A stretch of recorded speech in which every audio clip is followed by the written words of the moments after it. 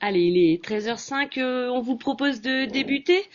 Donc bonjour à tous, merci beaucoup d'être présents. On va commencer tout d'abord par vous souhaiter une très belle année 2026 avec plein de belles choses.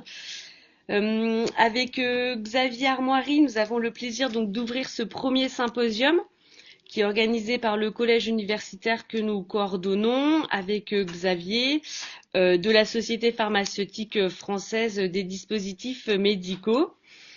L'objectif de ce symposium, enfin de ce U-symposium, est de partager avec vous des projets de recherche qui portent sur les dispositifs médicaux pour pouvoir interagir, échanger entre les recherches un peu fondamentales et puis les recherches qui sont plutôt cliniques et de mettre en lumière donc des projets innovants toujours autour des dispositifs médicaux. Donc on va commencer avec ce premier symposium et c'est vrai qu'il y a deux autres U-symposiums qui sont en prévision au cours de l'année 2026. Donc pour inaugurer ce premier symposium, on a demandé au docteur Cordélia Salomez-Hill de présenter ses travaux de recherche. Et donc elle va nous faire l'honneur de présenter de faire une première présentation sur l'hydrogène thérapeutique et ses dispositifs médicaux. Respirer, on gère. Donc la présentation va s'articuler en plusieurs temps. Elle va tout d'abord nous présenter ses travaux de recherche, mais également son parcours universitaire. Donc vous aurez l'occasion de poser des questions à la fin de sa présentation qui dure à peu près une trentaine de minutes. Et puis à la fin, 15 minutes avant la fin de ce U-symposium, vous aurez un questionnaire de satisfaction avec deux questions et on vous remercie d'avance de pouvoir répondre à ce questionnaire pour qu'on puisse éventuellement ajuster certains paramètres pour les autres U-symposiums de l'année. Et puis voilà, n'hésitez pas à poser vos questions dans le petit icône Q et R pour que voilà, on puisse interagir avec vous. Voilà, donc je sais pas si Xavier, tu veux rajouter quelque chose. Non, tu as tout dit. Merci beaucoup, Morgane. À mon tour de vous souhaiter à toutes et à tous une excellente année. Et effectivement, hein, on est ravis de pouvoir proposer ce premier U-symposium. Je rappelle qu'une des missions hein, du collège universitaire, c'est de promouvoir la recherche sur le dispositif médical et puis potentiellement d'attirer aussi des internes ou en tout cas des juniors sur des carrières hospitalo-universitaires. Et donc, ce qui veut dire passer par un cursus de recherche. Donc, c'est vraiment l'objectif de vous faire découvrir différents parcours et on vous remercie bien sûr de votre participation et on remercie surtout Cordélia de se prêter au jeu pour la première fois. Et puis donc, je rajouter que ce symposium est enregistré. On vous indiquera les modalités pour pouvoir le réécouter à distance. Et en tout cas, merci de votre participation et on va laisser la parole à Cordélia. Merci beaucoup. Donc en préambule, merci à Morgane et à Xavier de m'avoir proposé d'animer ce premier webinaire U-Symposium de la Société pharmaceutique française du dispositif médical. Donc comme ça a été précisé, je suis pharmacienne assistante hospitalo-universitaire au sein du CHU Grenoble-Alpes, de l'Université Grenoble-Alpes et du laboratoire Team C. Donc ce laboratoire, c'est un laboratoire de recherche translationnelle en innovation et médecine. Donc c'est un laboratoire d'environ 350 membres qui font de la recherche autour de tout ce qui est biotechnologie, de l'information et de la santé. Et c'est vraiment un laboratoire de recherche translationnelle. Donc on peut faire aussi bien de la recherche vraiment d'amont, de la recherche fondamentale, que de la recherche clinique. Et vous avez des profils comme le mien qui font un peu de tout, entre guillemets, donc de la recherche translationnelle. Mais on en reparlera un peu plus tard. Donc aujourd'hui, je vais essentiellement vous parler de mes travaux de thèse scientifique, donc qui portent sur l'hydrogène thérapeutique et plus précisément sur les dispositifs médicaux d'administration dans le cadre de l'hydrogène thérapeutique. J'ai fait le choix de prendre différents. Alors attendez, on va vérifier que ça. Voilà.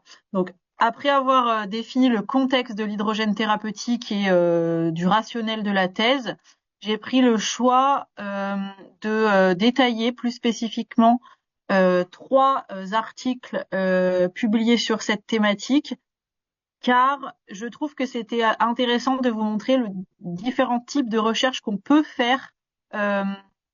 Typiquement, quand on s'intéresse au dispositif médical, c'est des méthodologies très différentes d'un article à un autre, et donc peut-être qu'il y a des choses qui vous parleront, d'autres qui vous parleront moins, mais c'est aussi pour vous montrer que sur un même projet, sur une même thématique, avec une même personne, on peut finalement avoir des résultats de recherche assez différents et des méthodologies surtout de recherche assez différentes, et donc entre guillemets, il y en a aussi un peu pour tous les goûts.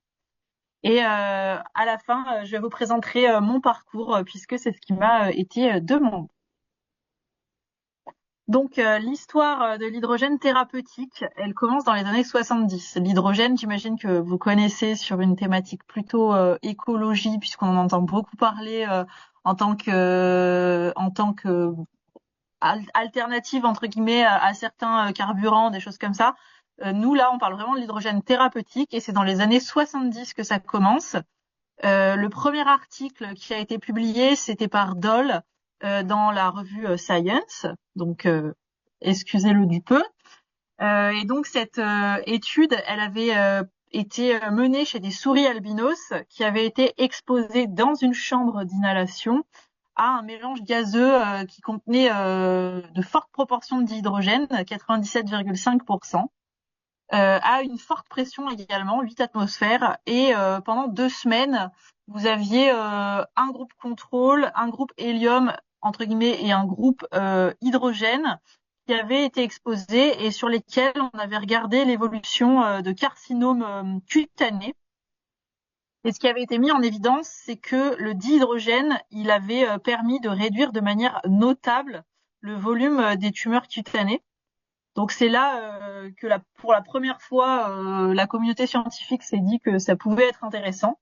Néanmoins, vu les fortes pressions et les fortes proportions de dihydrogène qui étaient utilisées, il y avait un fort risque explosif, ce qui explique peut-être pourquoi il a fallu attendre près de 32 ans avant de voir une nouvelle étude publiée sur cette thématique en santé. Et cette fois-ci, c'est pas du tout dans le domaine de la cancérologie que ça a été publié, mais plutôt dans tout ce qui est ce qu'on appelle les phénomènes d'ischémie-reperfusion. Donc brièvement, l'ischémie, c'est quand on manque en gros de dioxygène. On sait que ça a des conséquences notables sur les tissus, et y compris des conséquences long terme. Mais ce qui est peut-être un peu moins connu, c'est que la reperfusion elle-même, elle a aussi un impact sur les tissus. Le fait de rétablir un afflux sanguin massif lorsque le tissu a été privé de dioxygène, ça a aussi des conséquences néfastes. Alors forcément, à court terme, c'est positif, mais ça a aussi des conséquences néfastes sur les tissus. Et donc, il y a tout un pan de la biologie qui s'attache à trouver des solutions à ces phénomènes d'ischémie-reperfusion, que ce soit en greffe d'organes, par exemple, ou dans certains phénomènes cardiaques, cardiovasculaires. Et là, c'est une étude qui a été menée par Ozawa et Ota et qui a été publiée dans Nature, et qui s'était attachée à étudier l'inhalation toujours de dihydrogène à des proportions plus faibles, 2%, chez des rats qui avaient chez lesquels on avait provoqué un AVC, et ils se sont rendus compte qu'en fait les rats qui inhalaient du dihydrogène, ils avaient une réduction des lésions d'ischémie-reperfusion, et que ça c'était lié à un mécanisme du dihydrogène qui est de limiter l'action de certains dérivés réactifs de l'oxygène. Et ce qui est intéressant, c'est qu'il le fait pas sur tous les dérivés réactifs de l'oxygène, parce qu'il y en a certains qui sont physiologiques et qui sont importants. Il le fait spécifiquement sur les plus réactifs et les plus dangereux, l'hydroxyle et le peroxynitrile. Et donc, à partir de cette étude-là, on a vu un nombre important d'études publiées dans la littérature. Quand on fait une revue de la littérature, on voit vraiment que le nombre de publications liées au dihydrogène, depuis 2007, elle a vraiment explosé massivement, sans mauvais jeu de mots. Et donc c'est pour ça que de plus en plus d'études s'attachent aussi à comprendre comment ça fonctionne, sans rentrer dans un nombre de détails trop importants sur les aspects moléculaires. on sait que c'est une molécule qui est antioxydante, comme on l'a vu, mais aussi qu'elle vient moduler des signaux modulaires, enfin des signaux notamment génétiques, notamment via le NRF2 et des gènes qui jouent sur à la fois l'inflammation et l'oxydation. Et puis un effet direct en fait du dihydrogène sur certaines molécules que vous connaissez peut-être, qui sont le TNF-alpha, l'interleukine 6, qui forcément nous parle en tant que pharmaciens. Le dihydrogène, il va venir les limiter. Il va aussi jouer sur l'apoptose, sur l'autophagie cellulaire, sur la réponse des cellules au stress. Et ce qui est intéressant, c'est que pour l'instant, sur l'ensemble des études cliniques qui ont été réalisées, il n'y a pas d'effet indésirable attribué au dihydrogène qui a été relevé. Donc, c'est une molécule qui est d'autant plus intéressante que, compte tenu de ses modes d'action généralistes, elle peut être potentiellement utilisée dans de nombreuses pathologies et elle n'a pas d'effet indésirable directement décrit à l'heure actuelle. Alors forcément, la vie, c'est pas parfait, donc le dihydrogène, ça s'accompagne de challenges, et le challenge numéro 1, c'est son caractère assez réactif, c'est-à-dire explosif et inflammable. Donc effectivement, c'est pas à prendre à la légère. En fait, le dihydrogène, c'est explosif et inflammable lorsque la concentration est comprise entre 4 et 75% dans l'air et 4 et 94% dans l'oxygène pur. Ce qui fait que malheureusement, dans la littérature, on peut voir des exemples de dispositifs médicaux d'inhalation de dihydrogène qui ont occasionné des accidents patients, notamment des petites détonations, explosions qui ont quand même mené à des hospitalisations de patients. Et à tel point que vous voyez sur la droite de la diapositive, il y a des études qui commencent à sortir sur comment est-ce que les inhalateurs de dihydrogène devraient être conçus pour neutraliser les thématiques, les préoccupations, entre guillemets, relatives à la sécurité. Et là, vous comprenez peut-être un peu là où je commence à vouloir en venir. Le dihydrogène, ça se prend de plein de manières, parce que c'est une question que vous pourriez vous poser, mais c'est quoi la pharmacocinétique, ça se prend comment? Là, depuis tout à l'heure, on parle d'inhalation. En fait, le dihydrogène, on en produit tous naturellement au niveau de notre intestin. D'ailleurs, il y a des dispositifs médicaux qui se basent sur la détection de dihydrogène dans l'air exhalé pour caractériser des intolérances alimentaires. On y reviendra, c'est utilisé en pratique clinique. Les deux modes d'action, les deux routes d'administration prioritaires, c'est l'eau de boisson enrichie en dihydrogène, où on peut prendre finalement un complément alimentaire ou alors avoir des systèmes d'électrolyse de l'eau qui produisent de l'eau enrichie en dihydrogène. Et c'est l'inhalation. À côté de ça, il y a plein de modes d'administration innovants qui sont en train d'être testés, notamment avec des hydrures de dihydrogène. Il y a certaines études chinoises qui décrivent l'injection intraveineuse de dihydrogène, mais ça reste encore relativement anecdotique. Et nous, en Europe, c'est pas du tout envisageable pour l'instant d'un point de vue réglementaire.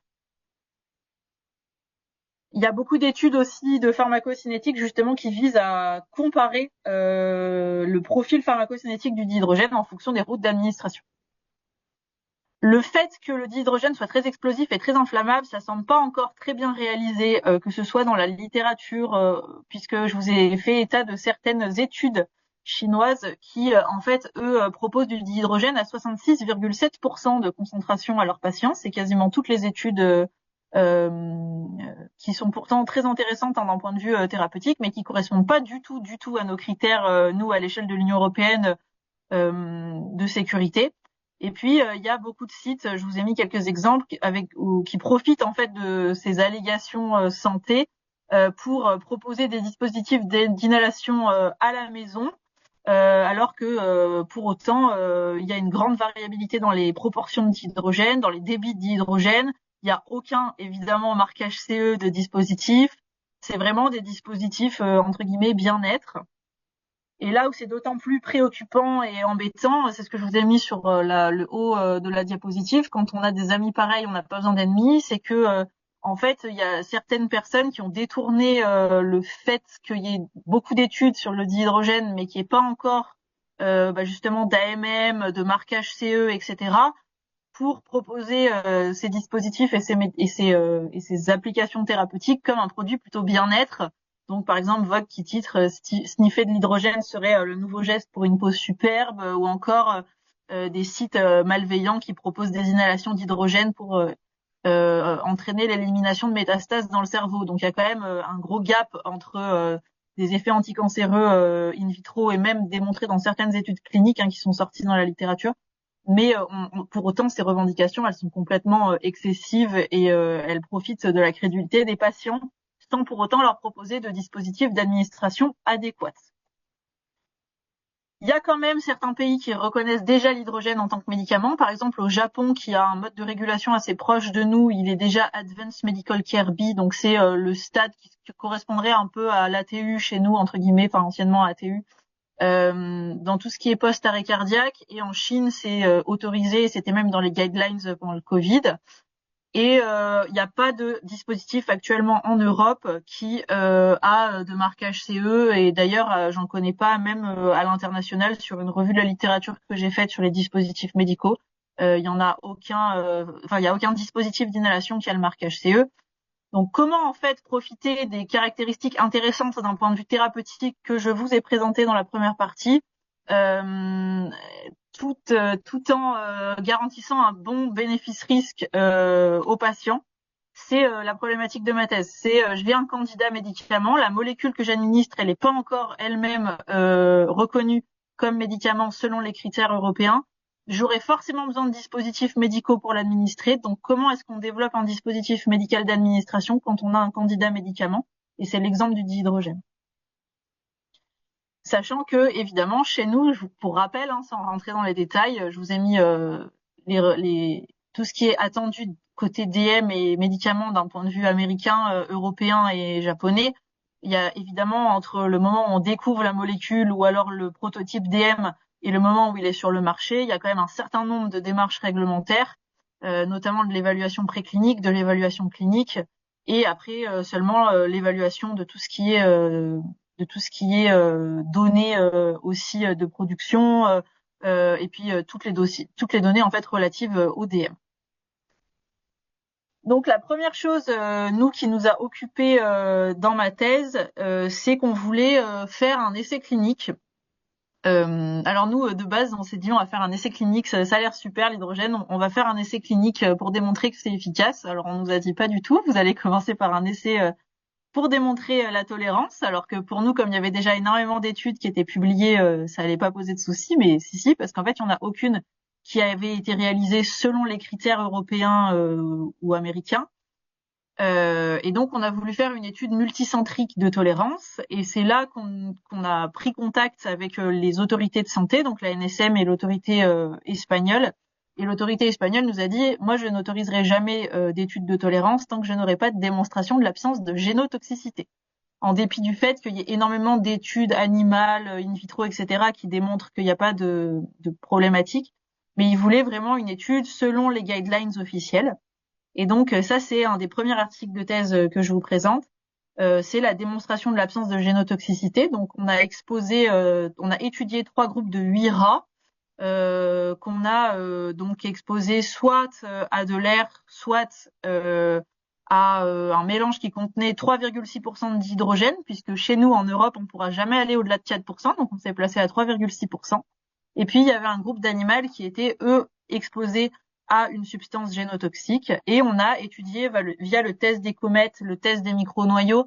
C'est des tests en gros qui regardent comment l'ADN et les chromosomes se comportent dans différents organes et qui mettent en évidence le potentiel génotoxique d'une substance si il existe. Et donc on a regardé finalement si dans notre groupe d'hydrogène on avait plus ou moins de cassures d'ADN, de cassures de chromosomes. Je vous rassure, il n'y en a absolument aucun. Donc on a fait la démonstration de cette absence de génotoxicité. Et pour cela, on a suivi l'International Council for Harmonization Guidelines. Et un premier exemple justement de recherche DM, même si ça ne paraît pas, ça a été de concevoir un dispositif d'administration adapté à des rats, parce que vous vous doutez bien que faire inhaler un mélange gazeux à 3,6% de dihydrogène à des petits rats, ce n'est pas tout à fait simple. Vous pouvez pas leur mettre ni un masque ni des lunettes. Donc ce qu'on a fait, c'est qu'on a proposé une chambre d'inhalation, mais avec un système de recirculation des gaz, mais aussi d'évacuation du CO2, de l'humidité. Et on a aussi été tenu d'assurer qu'on avait une certaine concentration de dioxygène pour être sûr inversement que les rats ne suffoquent pas. Et donc ce gaz-là, il nous est fourni par un gazier qui a lui un dossier médicament expérimental. Moi, je traite pas du tout de la partie médicaments dans ma thèse, je m'occupe vraiment de la partie DM.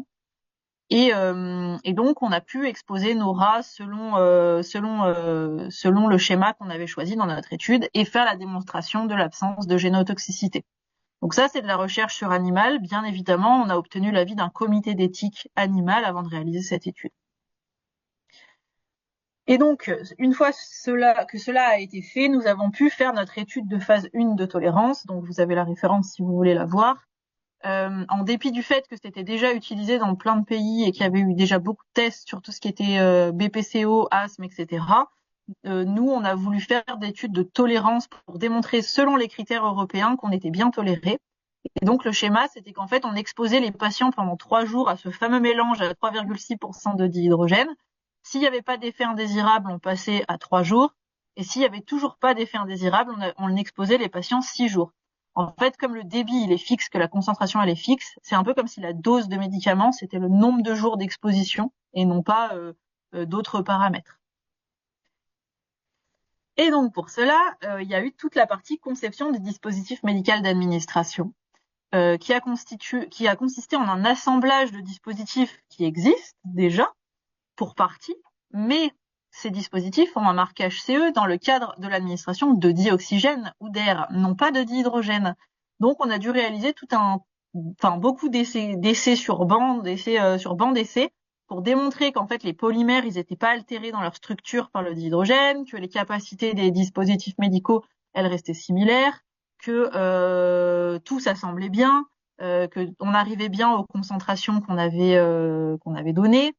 On a aussi dû avoir tout un travail de conception de la platine d'étendeur débitmètre parce qu'il fallait vraiment qu'on assure que personne ne pourrait éventuellement aller au-delà de 4% de dihydrogène en faisant varier certains aspects. Donc, on a dû avoir une calibration précise du trou de la platine d'étendeur débitmètre pour assurer que le gaz, ça soit bon, qu'il n'y ait pas de risque d'explosion. À partir du moment aussi vous avez un mélange de dihydrogène. Le dihydrogène, comme il est très très diffusible, il va monter au niveau du plafond. Donc il faut que vous vous assuriez qu'il n'y ait pas de risque explosif au niveau du plafond. Il faut aussi qu'il y ait un détecteur de dioxygène pour s'assurer qu'à aucun moment le patient ne manque d'oxygène. Donc ça, c'est des choses, une fois qu'on les présente et que le dispositif il est déjà tout prêt, entre guillemets, on se dit oui, bon bah voilà, c'est évident, ça roule. Mais en fait, dans la théorie, on part vraiment de ok, j'ai besoin de faire quoi? J'ai besoin d'exposer mes patients, disons 6 jours. J'ai besoin de telle concentration, donc il va me falloir, vous voyez, de l'oxygène médical qui sort du mur. Cet oxygène, va falloir que je le humidifie, sinon ça va pas être possible. Comme c'est des patients oxygéno-requérants, il va falloir que je puisse faire varier le débit de dioxygène entre 1 et 6 litres minute. En parallèle, comment est-ce que je vais m'assurer que mes bouteilles de dihydrogène qui vont être manipulées, elles restent bien en place, qu'elles ne tombent pas. Enfin voilà, il y a un certain nombre de critères à prendre en compte et donc on a créé intégralement ce dispositif médical d'administration qui a été évalué comme par la NSM comme un candidat DM et on a dû faire une analyse de risque pour démontrer qu'en fait il n'y avait pas de risque et il y avait des centaines et des centaines de risques qu'on a dû évaluer, tester et donc ça typiquement c'est vraiment de la recherche sur DM mais plutôt cette fois-ci d'un point de vue clinique. Donc au final, vous avez le schéma en chambre. On a aussi dû former tous les infirmiers à l'utilisation, toutes les personnes qui pouvaient être amenées à s'occuper du patient. Donc il y avait aussi tout un aspect aptitude à l'utilisation qui est très recherché dans le nouveau règlement européen. Donc au final, nos patients atteints de Covid-19 oxygéno-requérants ont pu bénéficier d'une thérapie au dihydrogène et on a pu démontrer que le dihydrogène était parfaitement toléré jusqu'à une durée de 6 jours. Et donc, c'est ce qui nous a mené à déposer un essai clinique, cette fois-ci d'efficacité, donc dans la fibrillation atriale. Alors, vous pourriez me dire, on passe du Covid à la fibrillation atriale. La tolérance, c'est qu'on s'est dit que si même sur des poumons, entre guillemets, abîmés dans le Covid, on démontrait la tolérance, c'était vraiment fort comme démonstration. Et cette fois-ci, l'efficacité, c'est parce qu'on sait qu'en fait, quand on enlève la fibrillation, enfin quand on fait des opérations pour diminuer la fibrillation atriale, il y a des phénomènes d'inflammation liés à la technique chirurgicale qui peuvent engendrer des récidives de fibrillation atriale. Et du fait du mode d'action du dihydrogène, on a trouvé intéressant, en fait, d'essayer cette molécule dans ce contexte-là pour voir si ça diminuait les récidives de fibrillation atriale post-chirurgie. Et ça, le petit ECG connecté, c'est juste pour vous montrer que même si c'est pas directement là-dedans, en fait, on recueille notre critère de jugement principal via un ECG connecté. Et donc, typiquement, une partie de mon travail, ça a aussi été de démontrer que le patient à la maison allait être capable de l'utiliser, qu'il allait comprendre que ça se substituait pas à un service d'urgence. Donc, il y a eu toute une rédaction aussi de dossiers patients pour faire de l'accompagnement thérapeutique des patients qui seraient inclus dans l'étude pour être sûr qu'ils maîtriseraient bien le DM de recueil du critère de jugement principal. Et donc, sans rentrer dans trop de détails, on a environ 60 patients par bras et on va administrer du dihydrogène 24 heures avant et jusqu'à 24 heures après l'intervention et on va regarder comment évolue ce critère de jugement principal. On a reçu un financement PHRC pour cette étude et on a donc aussi dû refaire toute notre analyse de risque parce que cette fois-ci, on a adapté notre dispositif médical au contexte de la salle de réveil. Initialement, on voulait le faire au bloc opératoire et puis finalement, on n'a pas réussi techniquement à l'adapter à ce contexte qui est tellement particulier d'un point de vue technique mais aussi réglementaire. Et donc moi, tout mon travail pendant des mois, ça a été aussi d'essayer de voir comment je m'adaptais à toutes ces contraintes cliniques, techniques, réglementaires. Brièvement, pour rester dans les délais, mais en fait, on pourrait passer énormément de temps sur chaque étude, hein, je pense que vous l'avez compris. Donc là, on a beaucoup étudié l'inhalation, mais en fait, on a de bonnes raisons de penser que le que le dihydrogène passe aussi à travers la peau et qui pourrait être utile dans des pathologies cutanées comme par exemple le psoriasis. Et donc, on nous a demandé de concevoir un dispositif qui serait capable de mesurer et de mettre en évidence la diffusion du dihydrogène à travers la peau. Donc, c'est ce qu'on a fait en prélevant de la peau de rat et en la mettant au centre d'une cellule de diffusion. À gauche, dans la cuve numéro 1, on a injecté des concentrations croissantes de dihydrogène et on les a mesurées avec un capteur, ce qui nous a permis de mettre en évidence, sans rentrer dans trop de détails sur ce qu'on a calculé, etc. Parce qu'en plus, pour être tout à fait honnête, c'est pas moi qui fais tous les calculs dans les projets de recherche comme ça. Moi, je me suis, par exemple, beaucoup occupée de la partie exploratoire, conception du dispositif, mesure, mais en fait, après, la partie vraiment extrapolation mathématique, on l'a fait en coopération avec plutôt des mathématiciens, des experts en physiologie.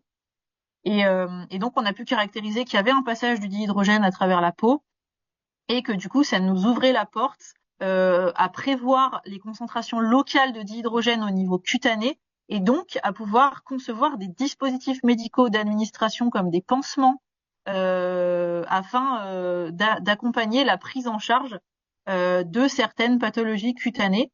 Mais évidemment, avant d'avoir un prototype DM, il faut déjà être en capacité de dire, voilà la concentration qu'on atteindrait avec tel mode d'administration, de telle manière, de telle voie.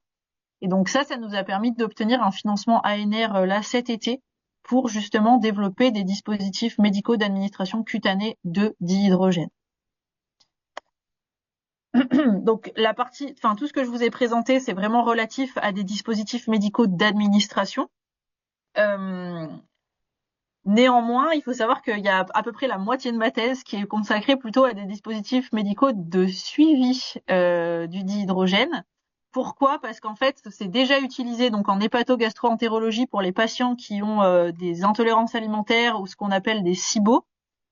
Et en fait, on leur fait prendre certaines substances et s'ils ont des intolérances alimentaires, la concentration en dihydrogène exhalé va augmenter et c'est monitoré en routine par des espèces de prélèvements respiratoires qui sont passés dans ce qu'on appelle un quintron en général, qui analyse les gaz expirés. Et nous, en fait, on a des raisons de vouloir avoir une mesure plus continue du dihydrogène parce qu'on pense que ce serait plus fiable déjà dans cette indication-là. Et puis de toute façon, en fait, à chaque fois qu'on essaye d'accompagner le devenir du dihydrogène comme candidat médicament et les dispositifs comme candidat DM, on nous demande beaucoup de caractériser la pharmacocinétique. Par exemple, si je mets un pansement, on va me demander combien mon patient il exhale pour savoir un peu comment ça se comporte dans l'organisme. Donc, on a développé tout un prototype dispositif médical de suivi du dihydrogène avec tout un algorithme qui va chercher plein de grandeurs qui est pas encore publié, donc je peux pas vraiment le détailler. Mais en tout cas, pour vous dire qu'on a aussi conçu de toutes pièces un nouvel essai clinique qui va commencer là, qui a plutôt pour objectif de regarder le monitoring, et ça, on en a besoin aussi, parce qu'on a un candidat médicament, un candidat DM, et donc on nous demande de faire de la pharmacocinétique. Sur la gauche de la diapositive, vous avez la première version animale de ce dispositif médical de suivi. Ça s'est publié pour le coup. Et en fait, on a eu assez vite le besoin de suivre dans les gaz exhalés par des rongeurs les concentrations en dihydrogène pour caractériser de la même manière nos modes d'administration. Et donc, on a développé un candidat de suivi, mais une fois de plus, on peut pas mettre des petits masques au rat, donc on l'a fait dans une chambre d'inhalation spécifique. Et donc en 5 minutes, mon parcours. Donc moi j'ai commencé mes études de pharmacie à l'université Grenoble-Alpes. Ensuite j'ai réalisé mon internat de pharmacie hospitalière. Alors il faut savoir que j'ai essayé pendant mes études l'officine, l'industrie, et finalement je me suis dit non, ça me plaît pas suffisamment. Ça me plaît, mais c'est pas encore ce que je veux faire. Je vais plutôt essayer l'internat, mais vraiment un peu comme ça. Je savais pas vraiment. Et puis au final, en faisant l'internat de pharmacie, j'ai commencé par la matériovigilance au CHU de Saint-Étienne. J'ai bien aimé le dispositif médical. Et puis de fil en aiguille, je me suis dit qu'en fait, moi, ce que j'aimais bien, c'était la recherche et l'enseignement, mais sans plus savoir vraiment dans quoi précisément. Et puis j'ai eu la chance de faire la rencontre de l'équipe qui travaille sur l'hydrogène avec laquelle je travaille. Et je me suis dit, je trouve que c'est très intéressant, donc je vais faire Puis j'avais bien aimé les dispositifs médicaux justement à Saint-Étienne, donc je me suis dit, je vais faire mon année recherche sur les dispositifs médicaux. Et donc j'ai fait le master de l'université Paris-Saclay en parallèle de mon stage de M2, justement sur ces thématiques hydrogène. Et c'est là que j'ai vraiment réalisé qu'en fait j'aimais énormément la recherche et que ça me plaisait vraiment beaucoup. Et donc j'ai poursuivi par une thèse de sciences que j'ai effectuée en parallèle de mes 2 dernières années d'internat. Donc ça, c'est vrai que c'était un peu plus sportif.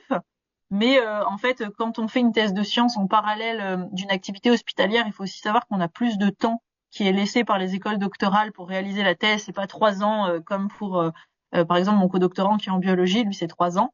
Nous, on a le droit d'avoir un peu plus de temps, donc c'est sûr que forcément j'y passais quand même du temps en dehors de l'hôpital, mais avec les jours formation, etc., j'avais quand même du temps à y consacrer et ça m'a permis de bien avancer. Et donc ensuite j'ai eu un poste de mi-temps enseignant-chercheur contractuel, mi-temps praticien hospitalier contractuel. Et puis finalement en novembre 2024 j'ai obtenu un poste d'assistante hospitalo-universitaire. Et donc, pour la moitié de mon temps, j'exerce en tant que responsable du système management qualité de tout ce qui est implant. Donc, je m'occupe vraiment des dispositifs médicaux implantables de l'hôpital. Et l'autre moitié de mon temps, je fais de l'enseignement recherche à la fac de pharma et je continue à travailler sur tous les aspects DM que vous avez vus. L'enseignement à destination des pharmaciens, mais pas que, aussi des ingénieurs, des IBOD, des IAD, de plein de types de professions différents. Et d'ailleurs, c'est ce que je trouve très plaisant aussi dans la thématique DM, c'est qu'on est toujours en interaction avec des profils très très variés. Je l'ai mentionné dans le laboratoire dans lequel je travaille, en fait, on a tous des profils et des professions très différentes, et je trouve que c'est ce qui est justement très enrichissant aussi quand on est amené à collaborer sur des projets, parce qu'on a et nous en tant que pharmaciens, en fait, souvent ce qui est apprécié, c'est le fait qu'on n'est pas hyper expert d'un sujet hyper pointu, mais on a souvent une bonne connaissance globale de plein d'aspects scientifiques, et on a souvent ce côté professionnel qui fait le lien avec la pratique clinique actuelle et qui rend aussi notre point de vue assez précieux dans des projets de recherche translationnelle, parce qu'on est en mesure de comprendre. Vous pourriez vous dire, mais moi je sais pas du tout comment on fait une étude sur des rats, par exemple. Alors je vous rassure, moi non plus. Mais j'ai fait une formation, par exemple, à l'expérimentation animale, et puis surtout, je travaille toujours en lien avec des personnes dont, pour le coup, c'est la spécialité, Mais du coup, quand inversement, je me retrouve à travailler sur un projet de recherche clinique, je suis pas perdue non plus parce que pour le coup, je vois bien ce que c'est, le lien patient, je vois ce que c'est. Et entre guillemets, c'est vrai que cette polyvalence, je trouve, de notre formation, elle nous est très très utile en recherche. Et pour clôturer sur ma dernière diapositive, j'ai aussi eu l'occasion pendant toutes ces années, même si effectivement c'est beaucoup de travail, hein, mais j'ai eu l'occasion de participer par exemple à un concours de communication scientifique, enfin de vulgarisation scientifique qui s'appelle MT 180. Avec mon co-doctorant, on a eu une opportunité pour publier un article dans La Recherche, donc de vulgarisation aussi plutôt grand public. Et puis en fait, et puis donc c'est voilà, c'est des expériences que moi j'aurais jamais imaginé vivre et qui étaient vraiment très chouettes. Et puis au final, les personnes avec lesquelles je travaille sont devenues même des amis. Et c'est vrai que cet aspect recherche, il est vraiment très important pour ma pratique et j'ai pas du tout l'impression de travailler à proprement parler. À chaque fois, c'est de la curiosité et c'est on essaye plein de choses qui se révèlent très stimulantes et donc moi c'est vraiment un parcours que j'apprécie